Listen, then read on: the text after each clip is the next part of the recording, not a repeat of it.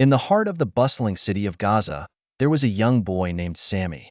With deep brown eyes that held dreams as vast as the horizon, Sami loved to fly kites. However, the skies were not always friendly to Sami. Around him, life was a constant struggle, and the beautiful city of Gaza bore the scars of years of conflict. The sound of laughter was often drowned out by the roar of jets and explosions. Towers that once touched the skies now stood as reminders of battles fought. Yet, Sami and his friends found joy in the simplest things.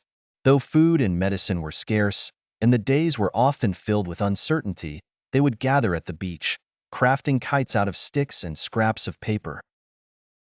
As the kites soared, so did their hopes. They dreamt of a day when Gaza's skies would be clear of smoke and the land beneath would flourish with peace. Sami's father, a teacher by profession, would tell him stories of a time when the streets were safe and gardens bloomed. His mother, with hands worn out from hard work, would sing lullabies filled with wishes for a brighter future. At night, as the city lay under a blanket of stars, Sami would look out of the broken window of their small home, and he would dream.